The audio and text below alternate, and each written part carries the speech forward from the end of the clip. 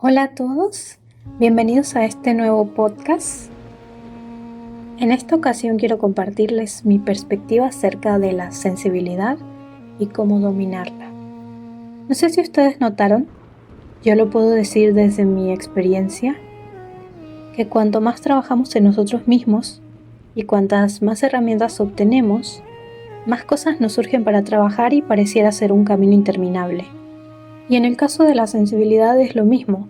Pareciera que cuanto más aprendemos a gestionar las emociones, cuanto más aprendemos a surfear estas intensas olas, cuantas más herramientas o tips adquirimos, no pareciera que llegara un punto en el que ya sintieras que lo dominaras, que lo dominas, que puedes experimentar emociones o sensaciones intensas y controlar tu respuesta ante ello. Lo que a mí me sucede, que en algún punto lo noté, fue eso, que en realidad se sentía como estar en una carrera. Yo tratando de llegar a dominarlo, pero mi cuerpo, mi corazón, mis sentidos se agudizaban cada vez más. Quizá también sea producto de una expectativa falsa. Eso también lo puedo tener en cuenta. La expectativa de que llegar a dominarlo significa que un día podré sentirme en control de mí misma y no llegarán momentos en que sienta que me desbordo. Pero por otro lado, también creo que el dominar este aspecto significa justamente que cada vez que siento que podría desbordar o que siento que algo es más grande que yo, no le permito crecer y yo misma, aunque me cueste mucho a veces, puedo mantener calma aunque mi corazón sienta muchas cosas. Para dar un ejemplo, y que se entienda mejor a qué me refiero, les diré lo siguiente, que no es algo que me haya sucedido a mí, pero sé que le sucede a muchas las personas.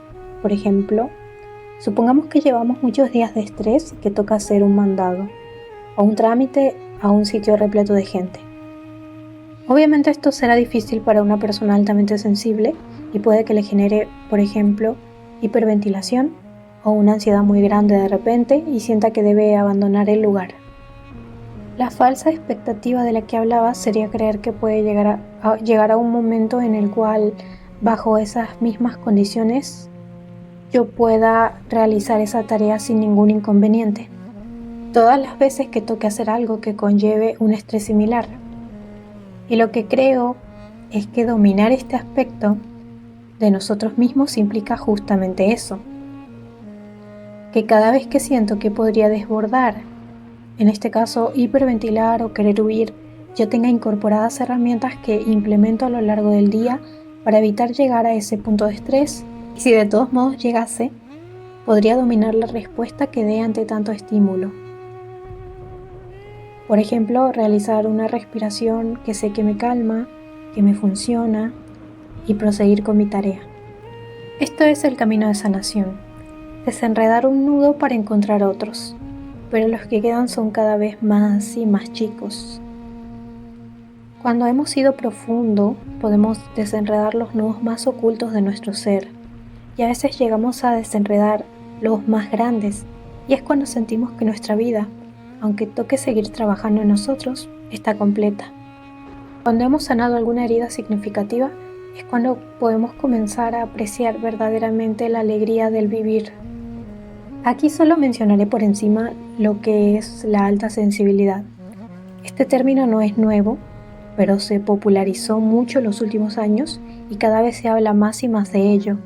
Básicamente se trata de un rasgo de personalidad que tenemos algunas personas. No es un trastorno ni una condición médica, sin embargo, se supone que el sistema nervioso de las personas altamente sensibles es diferente al de las personas que no tienen este rasgo. Las PAS, personas altamente sensibles, captan más fácilmente las sutilezas del entorno. Están hechas para captar información de diferentes modos. Tienen los sentidos más agudos: el olfato, el tacto, la vista, mentira, algunos somos miopes, el gusto. Sobre la vista más bien me refiero a que a veces las luces muy fuertes, repentinas o luces en movimiento pueden ser agotadoras. El sistema nervioso se reinicia, por así decirlo, cada noche cuando dormimos, y durante el día todos estamos captando información a través de nuestros sentidos, pero las PAS pueden captar mucha más información, por lo que tienen tendencia a agotarse rápidamente debido a esto. Nada que no se pueda resolver con autoconocimiento. Adjunto a esto, también suelen tener mucha más profundidad de pensamiento y sus emociones son más intensas o fuertes que las de otras personas. Eso sería en resumen. Algo que no me gusta mucho es identificarse demasiado con este término y convertirlo en una limitante para disfrutar la vida, como cuando las personas lo utilizan como una justificación para sus miedos, para no romper su timidez, para no enfrentar ciertas situaciones sociales, para encerrarse todo el día y luego terminan cayendo más bajo hasta el punto en que no pueden ni salir a comprar el pan. Y tengo que aclarar que no porque haya dado el ejemplo del pan significa que hablo de todas las personas a las que les cuesta salir a comprar pan. No. Yo hablo solo de las personas altamente sensibles que se autolimitan con esta etiqueta. Hay una delgada línea entre conocerse uno mismo y saber qué le hace bien y qué puede desestabilizarlo, a sobreprotegerse y culpar a esta etiqueta de todo lo que no te sientes capaz de hacer. Por supuesto, el entorno siempre influye en nuestra estabilidad emocional y mental. No podemos pretender alcanzar nuestro mejor potencial y ser felices estando en una relación con personas que nos devalúan, que nos mienten, que nos tratan mal. Siempre que podamos salir de esos lugares, debemos irnos. No tomo en cuenta a familia en este caso, pero cuando llegamos a un sitio donde se nos trata tan bien y con amabilidad y amor, nos damos cuenta que fuimos idiotas de no haber buscado eso antes. Y que estuvimos conformándonos con malos tratos o migajas cuando era tan fácil decidir que queríamos algo diferente. Sé que si se trata de familiares, de tus padres o hermanos, puede ser más difícil alejarse. Ese tema queda para otro día. Me gustaría poder hablar de eso luego. Ahora continuaré con la sensibilidad.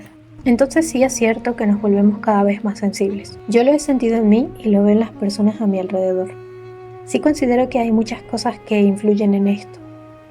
Las PAS suelen tener problemas de colon irritable, por ejemplo, y en general las personas nos estamos volviendo más sensibles, más empáticas, más comprensivas, sensibles a los alimentos. Cada vez menos gente tolera la lactosa, menos gente puede consumir gluten o harinas, menos gente puede comer ultraprocesados sin sentirse mal. Así que agradezco que se esté hablando sobre la sensibilidad porque eso ayuda a despertar a las personas a esto que está sucediendo. Por supuesto que la evolución de la industria alimentaria influye en un gran porcentaje. Cada vez hay más transgénicos que no estamos pudiendo procesar correctamente, pero también creo que evolucionamos todos en conjunto, como una sola conciencia. La etapa de no poder hablar sobre las emociones ya pasó y hay que entender que no se hablaba tanto de ello porque no habían tantos problemas al respecto como los hay hoy en día. Hay ciertas enfermedades o conductas que son propias de los citadinos y que otras tribus que viven en el Amazonas, por ejemplo, no padecen, como la diabetes o la depresión. Entonces, juntos fuimos desarrollando cada vez más enfermedades mentales o trastornos como resultado de diferentes factores que afectan en conjunto. Nuestras abuelas no hablaban de depresión o ansiedad porque casi no habían casos. No quiere decir que no los hubiera o que no tuvieran razones para sentirse así, pero no se reconocía ni se sentía de la misma forma, no se la vivía de la misma forma que hoy en día. Esas personas tenían una manera diferente de abordar la vida, tenían diferentes filosofías que los ayudaban a avanzar, más allá de que a veces, por ejemplo, podemos escuchar historias de personas que, sobre todo en Latinoamérica, abuelos, bisabuelos que de niños eran muy maltratados por sus padres o que maltrataban mucho a sus hijos, y ese tipo de cosas pues no les generaron depresión. De hecho, todas esas personas están también desarrollando depresión en conjunto con la gente joven o en la actualidad, ¿no? Y si ya dije en otro podcast que las redes sociales nos afectan neuronalmente, psicológicamente, emocionalmente, creo que está de más repetirlo. Y es solo un ejemplo de cómo las empresas o megacorporaciones afectan nuestro cuerpo y mente porque anteponen el dinero antes que la calidad de vida. Quiero retomar lo que dije sobre las abuelas, porque que ellas no sufrieran o no reconocieran una enfermedad como la depresión o la ansiedad no quita que no hayan podido pasar por algo así si tuvieron vidas difíciles, que no todas, pero sí muchas las tuvieron, y es algo que ahora nos ha tocado a nosotros sanar. En los 90, en los 2000, había una enfermedad muy popular entre las mujeres. Bueno, dos enfermedades en realidad, la anorexia y la bulimia, acompañando una especie de caída colectiva de autoestima, aumento de depresión y otros trastornos, como el bipolar. y el trastorno límite de la personalidad o borderline, a la vez que la influencia de los medios crecía y crecía. En ese momento fue cuando también las empresas aprovecharon para hacer dinero y esparcir en revistas y medios de comunicación la que sería la silueta ideal de una mujer. Luego siguió un cambio alrededor del 2017, cuando, según dicen, las Kardashians comenzaron a promover un cuerpo más voluptuoso. Quizá pasamos de un 90-60-90 a un 150-60-150. Y ya lo más importante era tener cintura. Y con esto comenzamos también un periodo de sanación masivo en el que aún continuamos, donde las personas comenzaron a cuestionarse más acerca de lo que significa la salud mental, lo que es una relación o una persona tóxica, lo que significa empatizar con los demás. Pero la sanación empieza por reconocer, y colectivamente no todos van de la mano, por así decirlo. Muchos han sanado, pero también muchísimos se quedaron atascados en el reconocimiento de sus trastornos y no supieron llegar más allá, y aún no sanan. Continúan repitiendo esos patrones y utilizando esto como excusa para sus actos. Incluso personas sensibles que hacen daño a otros y anteponen su propia sensibilidad, sus propios sentimientos por sobre los demás. En resumen, también ha aumentado el egoísmo, sobre todo en las ciudades. Así que si de un lado tenemos a una persona altamente sensible, o persona sensible más allá de la etiqueta, sanándose, trabajando en sí misma, cuidándose y cuidando a otros, trabajando en liberarse de codependencia. Tenemos, por otro lado, a personas sensibles que utilizan sus diagnósticos o condiciones o trastornos o rasgos como justificativo de sus malas decisiones. Y luego estas personas piden empatía. Y luego estas personas te acusan de no ser empático.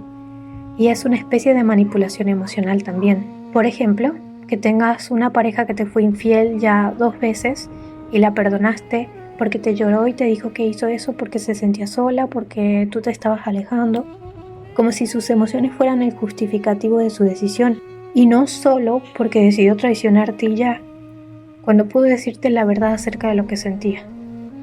Creo que también llegó el momento de hacer un poco de conciencia acerca de este tipo de personas que piden empatía permisiva, y empatizar no significa permitir. Puedo empatizar si te sentías deprimida o si te rompieron el corazón, pero no puedo permitir que por eso tú decidas hacerme daño o hacerle daño a alguien más. Solo las personas heridas hieren. Hay que comenzar a discernir entre los que merecen otra oportunidad y los que no. Entre los que sí están trabajando en dominarse a sí mismos y los que se dejan llevar por sus emociones y pisotean a otros confiando en que siempre habrá otra oportunidad si ruegan y lloran. Parte de dominar esta sensibilidad es dejar de ser víctimas de ella y aprender a gestionarla para utilizarla a nuestro favor. Y digo esto porque no para aquí. Nos vamos a volver más sensibles cada vez y tenemos que comenzar a tomar buenas decisiones para que esa sensibilidad no nos carcoma, no nos arruine, no nos mate. Tú sé dueño de ti mismo, de tus acciones y decisiones. No cargues con el peso de nadie más. No dejes que te culpen por cosas que no hiciste. Toma responsabilidad de tus actos y tus decisiones. Y sal al mundo y diles quién eres. Gracias por escuchar esto. Espero que haya sido de utilidad para alguien, que pueda ayudarlos y acompañarlos en su camino de discernimiento y de crecimiento. Yo desde aquí les envío un gran abrazo y mucha luz y fortaleza también.